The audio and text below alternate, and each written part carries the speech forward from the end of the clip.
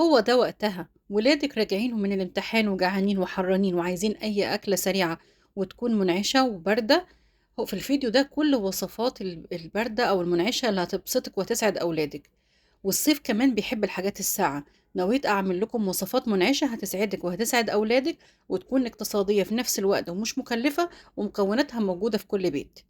بس أهم حاجة ما تنساش تحطي اللايك وتشتركي في القناة وتفعلي زر الجرس عشان يوصلكم كل جديد اللي احنا بنقدمه.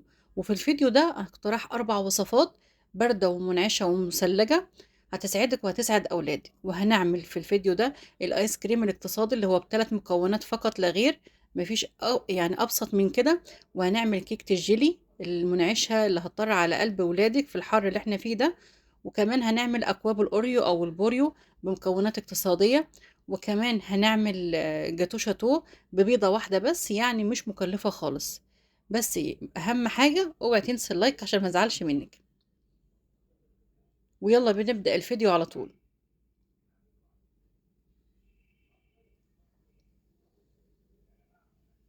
هنعمل أول حاجة الجاتوه شاتوه أو الجاتوه البارد أو الجاتوه الاقتصادي. نجيب الخلاط ونحط فيه كوباية لبن، يعني لبن دافي، ونحط كوباية زيت وكوباية سكر ونص كاكاو غير محلى، وهنضربهم في الخلاط كويس جدا كده. بس هنشيل كوباية بس من الخليط ده أو الصوص اللي احنا عاملينه ده ونركنه على جنب. وبعد كده هنضيف بيضة واحدة واتنين ظرف فانيليا ورشة ملح خفيفة عشان تظبط الطعم، وهنضربهم في الخلاط بس كده. وهننزلهم في بولة،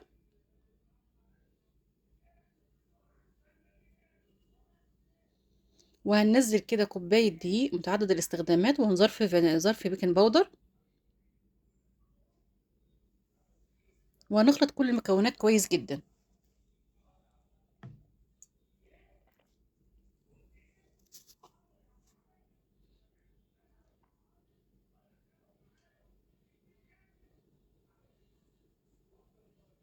ونتأكد مفيش حاجة من تحت تكون من الدقيق ولا أي مكونات مش ما اتخلطتش كويس.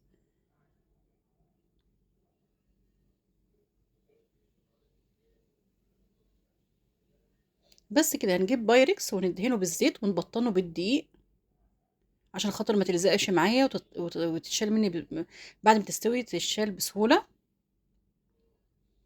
وهننزل فيها الخليط وهنحطه على درجة حرارة 180، مش هتاخد أكتر من ربع ساعة بالظبط.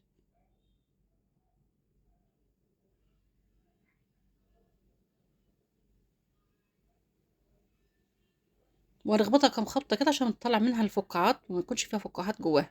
بس استوت معايا واتأكدت منها بخلة السنان إنها تطلع معايا نظيفة. بس هجهز بقى الكريمة، كوباية كده كريم شانتيه أو كريمة خام. بس اللي كنت جايباه ده كان محلى فما ضفتش سكر.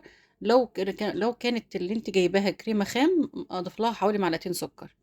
بس ابدا انزل بقى بكوبايه الميه تدريجيا، لبن سوري، كوبايه ميه مثلجه لغايه ما القوام اللي انت تحبيه او تتقل معاك. وهنزل بمعلقتين من الصوص الشوكولاته اللي انا كنت مجهزاه، وابدا اخلط كده برضو بالمضرب الكهربائي.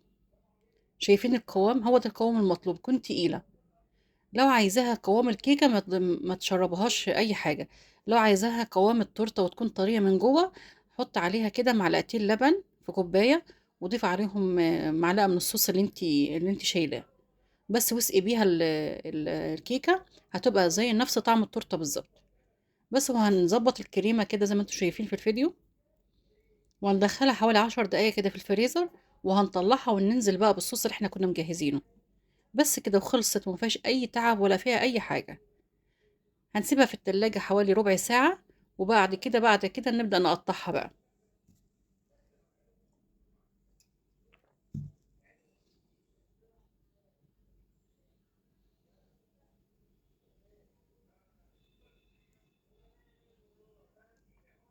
هتطلع من التلاجة باردة ومسقعة وجميلة جدا. وشايفين متماسكة ازاي؟ بجد تحلية أو حاجة باردة كده بدون أي تكاليف ولا أي شغل، ما خدتش فيها وقت خالص.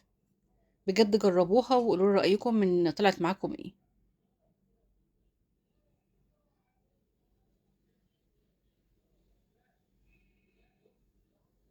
بس هنقطعها كده. عايزة تسيبيها كده تمام، عايزة تحط عليها اي تزيين مثلا كريمة او شوكولاتة مبشورة او اي حاجة، دي براحتك انتي.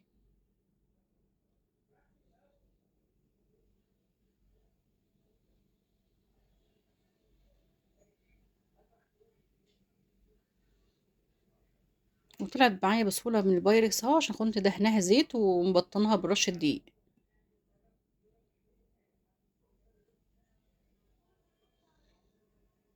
بس زي ما انتوا شايفين حاجة باردة كده، عشان خاطر الأيام دي جو حر جدا، فتكون عندك في التلاجة، ولما تحبي تاكلوها طلعيها من التلاجة كده وهتعجبك جدا.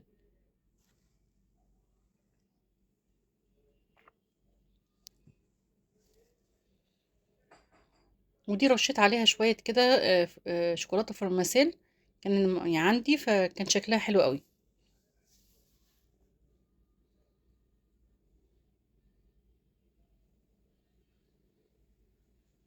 نخش بقى على الوصفة التانية اللي هي أكواب الأوريو أو البوريو. هنجيب كده حوالي كم باكو بسكوت، أي نوع انت تفضليه. طبعا عشان احنا ملتزمين بالمقاطعة، فهنستخدم أي حاجة غير الأوريو. يعني في ماركة بوريو، وفي ماركة تاو تاو، ومطلعة منها برضو نفس الشكل البسكوت ده، ورخيصة، من يعني الباكو تقريبا ب3 جنيه. بس فرمت البسكوت كده وضفت عليه معلقتين زبدة سايحة عشان يتماسك.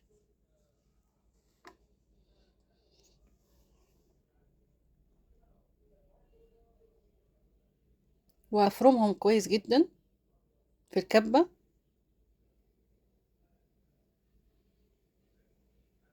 بس كده. وهشيلهم كده في كوباية أو طبق، عشان خاطر هننزلهم في الأكواب. أي نوع بسكوت انت بتفضليه أو بتحبيه، مش لازم البسكوت ده خالص، أي نوع بسكوت. بس كده هجهز بقى الكريمة، كوباية كريمة ومعلقتين سكر بودر، وهنزل باللبن المثلج تدريجيا زي ما بنعمل كل مرة الكريمة كده. ولو مش عايزة لبن، مش عايزة يبقى مكلفة، حطي مية ساقعة يعني.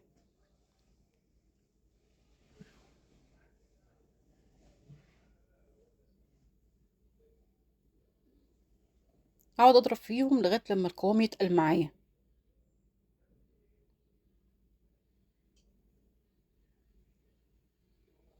وهنزل بالمية تدريجيا، عشان كل كريمة بتختلف عن اي كريمة تانية.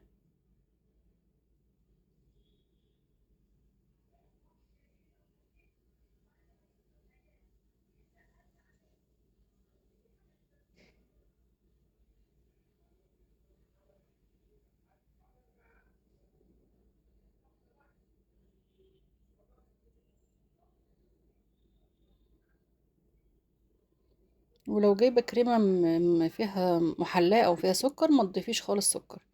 خدت شوية كده من البسكوت اللي انا طحناه، واخلطهم كويس جدا كده بالكريمة.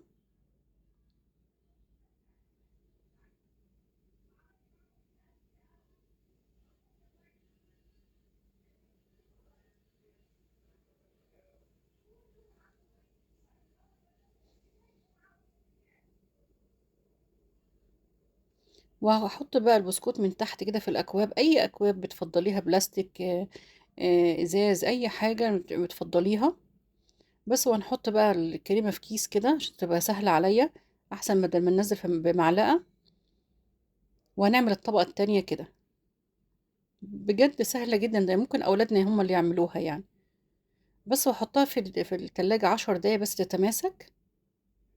وهبدأ اعمل الصوص بقى. جبت شوية شوكولاتة، عندي شوية شوكولاتة خام، وضفت عليهم شوية لبن سخنين او ساخن. اللبن الساخن ده هيسيح معايا الشوكولاتة. يعني مثلا لو نص كوب، لو نص كوباية شوكولاتة، هضيف لها حوالي ربع يعني لبن ساخن.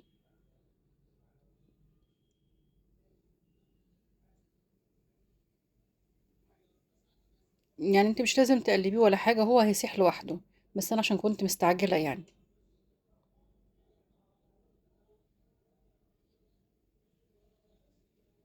بس الشوكولاتة اتأكدت انها ساحت معايا كده في اللبن، وحطيت عليها معلقتين زيت بس عشان تدي لمعة معايا، وضفتها على الأكواب.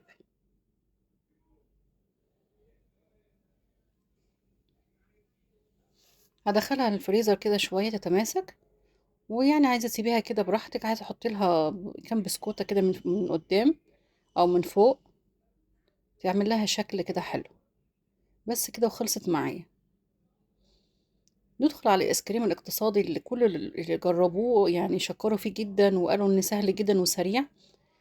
جبت لتر لبن، سواء يعني لبن جهينة مثلا او لبن سايب من عند الراجل اللبان عادي، مفيش مشكلة. وهضفت بس يكون ساقع، يعني بعد ما تغليه سقعيه.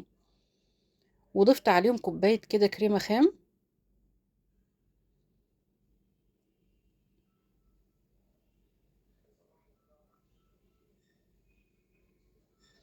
وهضيف برضو كوباية لبن مكثف محلى. انا بعمله واحطه في التلاجة على طول، يعني ده جايباه من التلاجة. عاملاه ازاي؟ كوباية لبن بودر، وكوباية سكر بودر او سكر عادي مفيش مشكلة، ونص كوباية مية مغلية. اضربهم في الخلاط وخلاص واركنه يبرد. مفيش اسهل من كده، وما تشتريش خالص من بره. بس بعد ما ضفت اللبن المكثف المحلى اللي انا عاملاه في البيت، بدأت اخلط بالمضرب الكهربائي كده. اقعد اضرب في المضرب بالمضرب الكهربائي لغاية لما القوام كده يتقل معايا. شايفين كل ما ضربته بيتقل معايا.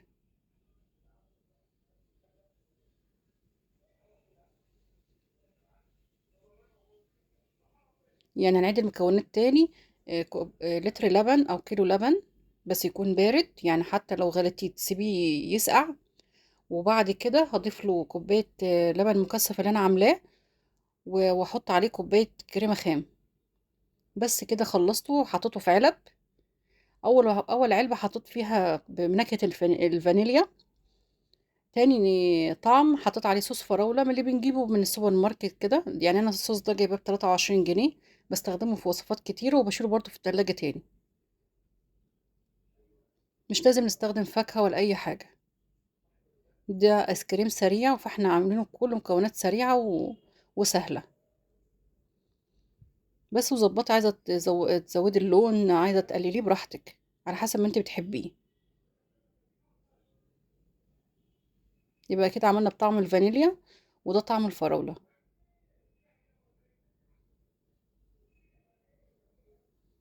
بس واحطه كل طعم احطه في علبة. ولازم اغطيه يا جماعة، عشان خاطر لو ما انا مغطيتهوش هيعمل معايا كريستالات تلج. فده مش مفضل خالص في الايس كريم. بس ملحوظة، لازم يعني يكون القوام زي ما انتوا شايفين كده في الصورة. لازم يكون قوام متماسك. ده يتعمل ازاي؟ بالمضرب الكهربائي، يعني يعني كل مرة لازم يطلع بالقوام ده. ده كان عندي شوية بسكوت كده كسرتهم برضو. اي نوع بسكوت انت بتحبيه. كسرتهم وضفتهم على ايه، على نفس المكون. يعني انا المكون قسمته على ثلاث اقسام او ثلاث علب.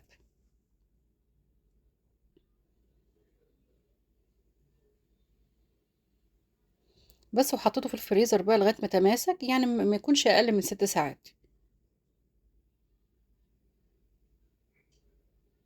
وزي ما احنا قلنا لازم نغطيه بأكياس بلاستيك او نغطيه بعلبه كده، بغطا العلبه، بس هو ده لازم يعني. بس طلعته بعد 6 ساعات من التلاجة، زي ما انتوا شايفين متماسك وطعمه وشكله. يعني مفيش احلى من كده. وبثلاث مكونات بس: كريمه خام، ولبن بارد او لبن مثلج، وكريم سوري، وحليب مكثف.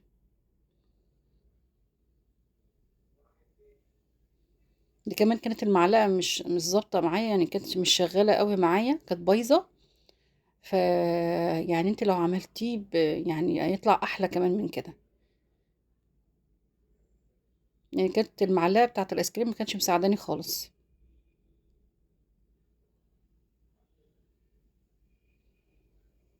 بس لو اولادنا جايين من امتحان وحرانين كده او اثناء المذاكرة، نديهم طبق زي ده بجد هيتبسطوا جدا منه. وكل ده يا جماعة بكيلو لبن بس، مفيش اكتر من كده. شوفوا التلات علب دي لو جبناهم من بره يبقى سعرهم كام.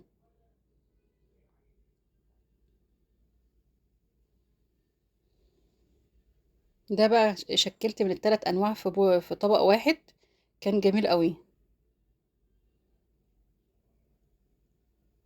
ندخل بقى على كيكة الجيلي او مهلبية بالجيلي، حلوة قوي ومنعشة جدا، اولادك يتبسطوا منها جدا.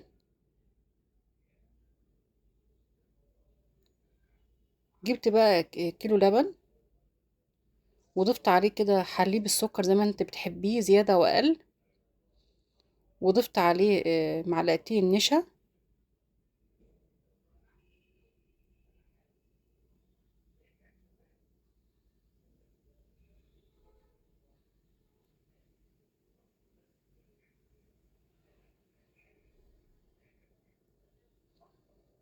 وقلبتهم كويس كده.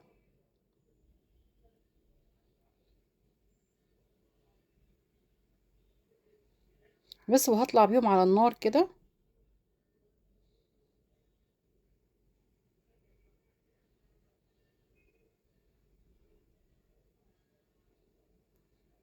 لغاية ما يتماسكوا. يعني انا عملت مهلبية لغاية ما تتماسك كده على النار، بس لازم اضربهم على البارد الاول عشان خاطر النشا ما يتكتلش معايا.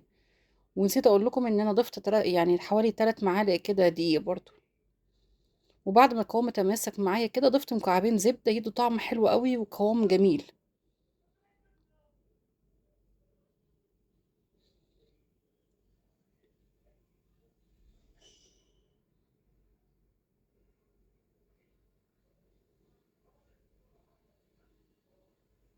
شايفين قوامها حلو ازاي؟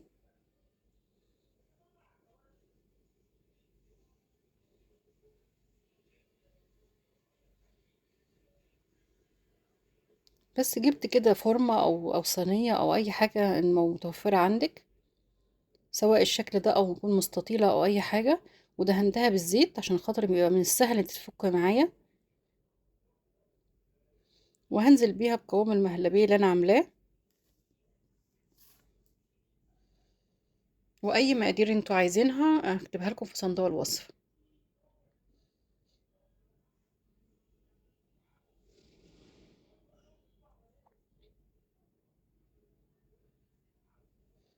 بس يا جماعة متنسوش بقى ان في الوقت ده اللي نسي يحط اللايك يحطه على طول، ان اللايك هو اللي بيرفع الفيديو ويستفاد بيه اكتر، يعني من كذا حد من الفيديو.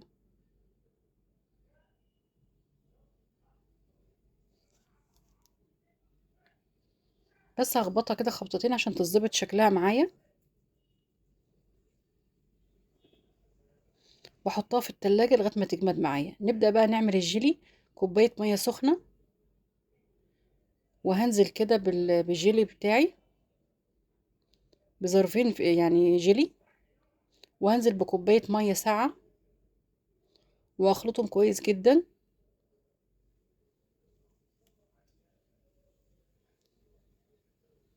وابدأ كده اعمل فراغات كده، او عشان خاطر لما اكب الجيلي يدخل او يتغلغل فين في الكيكة اللي انا عاملاها او المهلبية، يدخل من كل النواحي.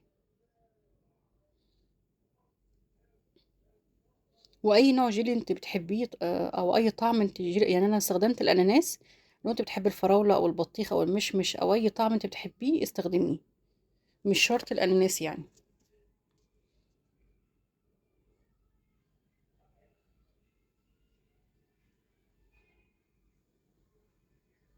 بجد لو او ما جربتهاش قبل كده جربيها وبجد هتعجبك جدا.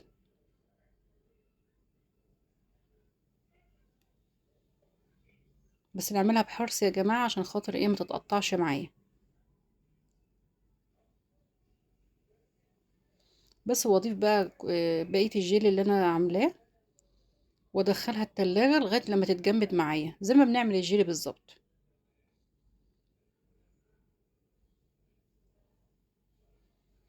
ممكن ننزلها في مية سخنة هتفك معايا، وممكن اعملها بنفس الطريقة اللي انا بعملها كده بالسكينة بحرص. بس وتقلبيها كده على طبق كبير، وتقطعيها لأولادك بالذات في وسط يعني في وسط اليوم كده، لما يكون الجو حر. بجد يتبسطوا منها يعني هيتبسطوا منها جدا. السلام عليكم.